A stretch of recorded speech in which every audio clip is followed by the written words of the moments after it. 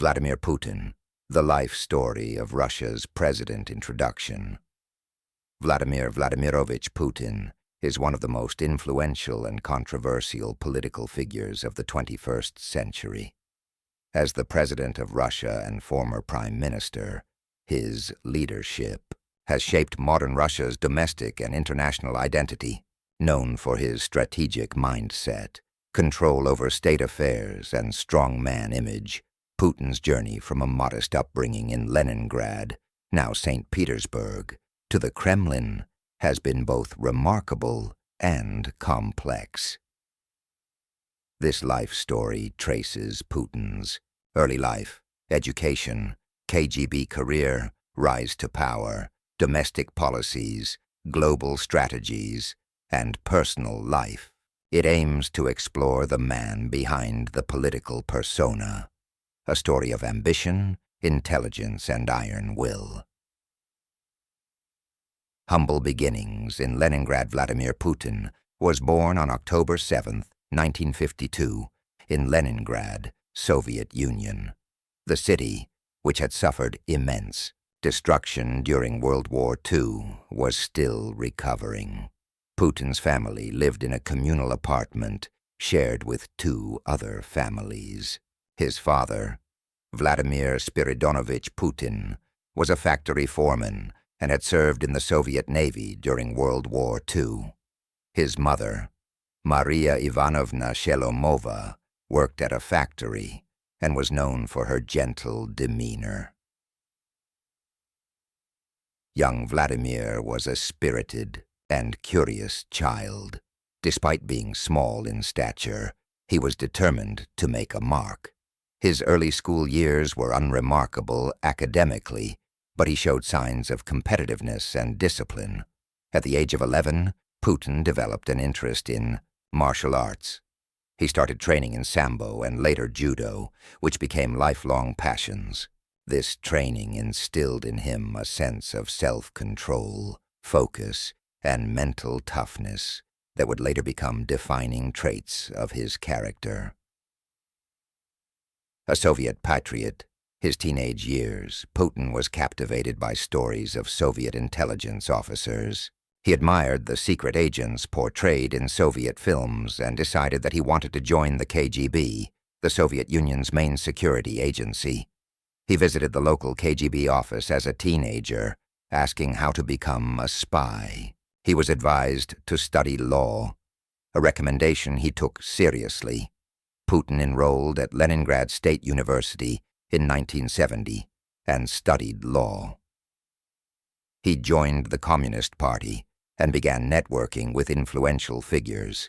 His academic work was solid, and he was known for being reserved but fiercely determined. In 1975, after graduation, he fulfilled his dream by joining the KGB. He underwent rigorous training, learning intelligence operations, surveillance techniques, and foreign languages, particularly German.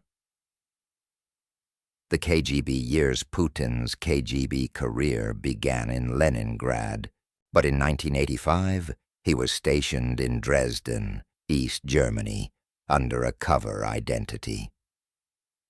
During his time in Dresden, he was involved in recruiting spies and gathering intelligence. However, the post was not high profile, and Putin's time there was largely spent observing events unfold from the sidelines. The fall of the Berlin Wall in 1989 marked a turning point. Putin witnessed firsthand the collapse of Soviet influence in Eastern Europe. He famously defended the KGB office in Dresden from protesters by bluffing that armed reinforcements were coming. The Soviet Union was disintegrating, and Putin, like many KGB officers, faced uncertainty.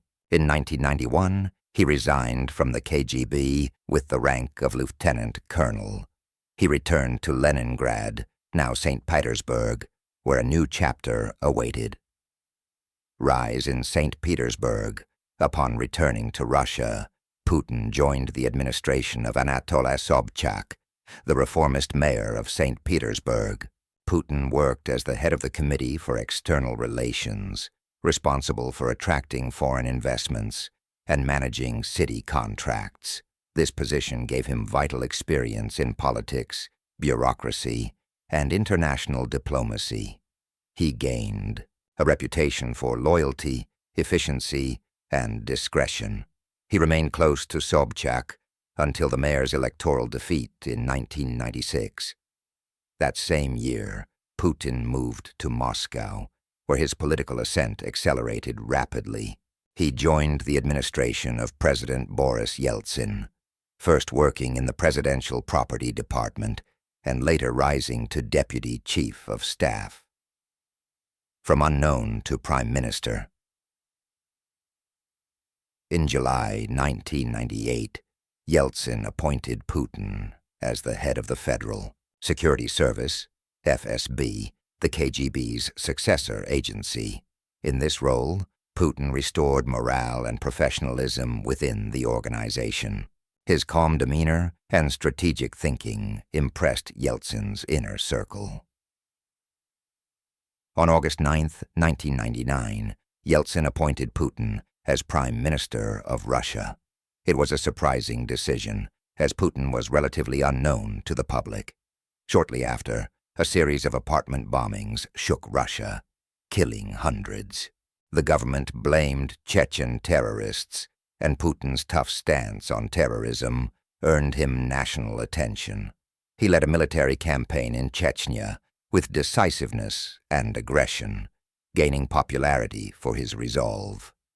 As Yeltsin's health deteriorated and his approval ratings plummeted, Putin emerged as the preferred successor. The rise to presidency.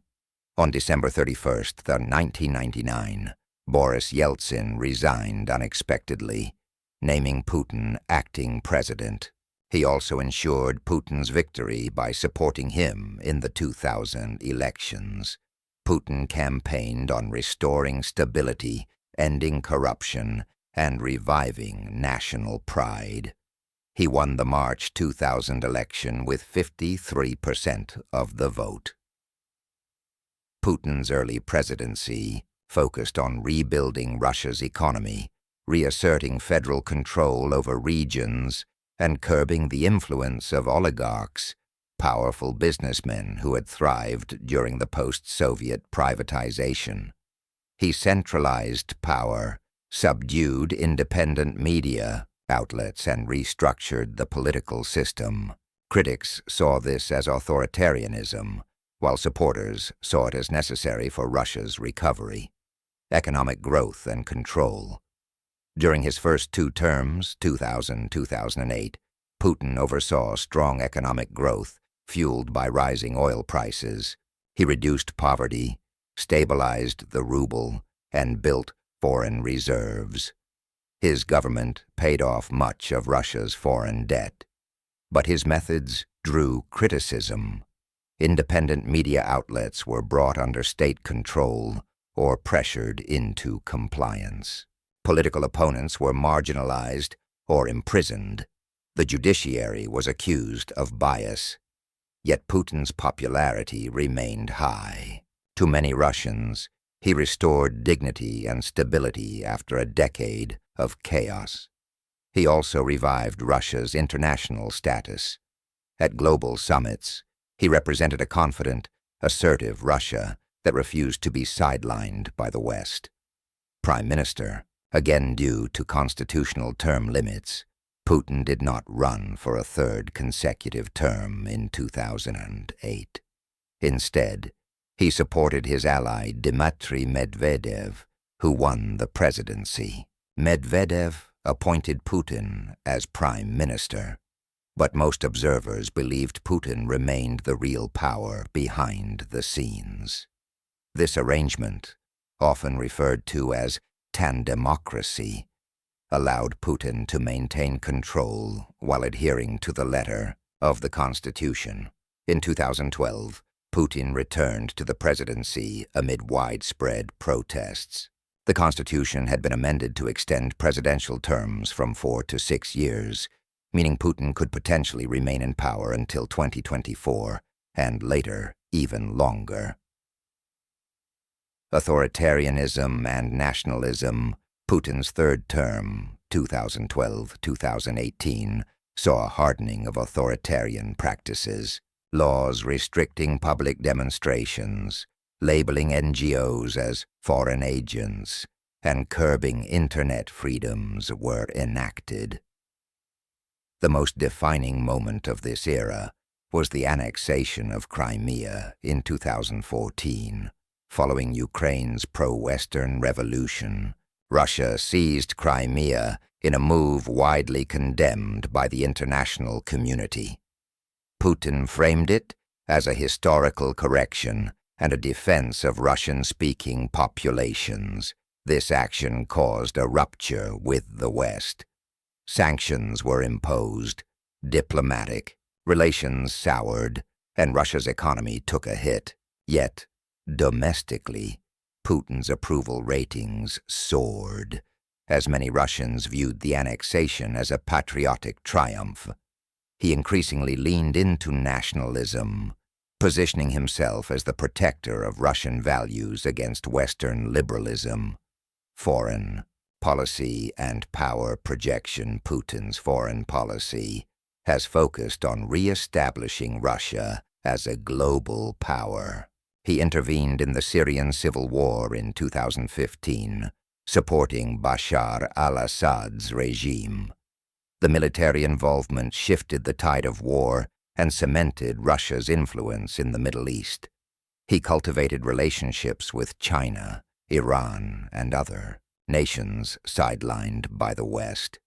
Putin also used cyber operations and information warfare as tools of influence. Russian interference in foreign elections, particularly the 2016 U.S. presidential election, brought global scrutiny. While criticized by Western leaders, Putin remained defiant, portraying Russia as a besieged fortress standing against Western hypocrisy and interference. Constitutional changes and continued rule. In 2020, Putin proposed sweeping constitutional changes approved in a national referendum. One key amendment reset presidential term limits, allowing him to potentially stay in power until 2036. Critics saw this as a clear step toward lifetime rule. Supporters argued it provided stability. Meanwhile, opposition leader Alexei Navalny emerged as a significant critic. After surviving a poisoning attempt in 2020, Navalny returned to Russia and was immediately arrested. His imprisonment sparked international condemnation. Despite economic challenges, Western sanctions, and internal dissent, Putin maintained control. His grip on power remained unshaken, with state institutions and security services firmly under his influence. The Ukraine war and global isolation. In February 2022, Putin launched a full-scale invasion of Ukraine, calling it a special military operation. He claimed it was to protect Russian-speaking people and demilitarize Ukraine, but most of the world saw it as an unprovoked act of aggression. The invasion triggered unprecedented sanctions, military aid to Ukraine from the West, and international isolation of Russia.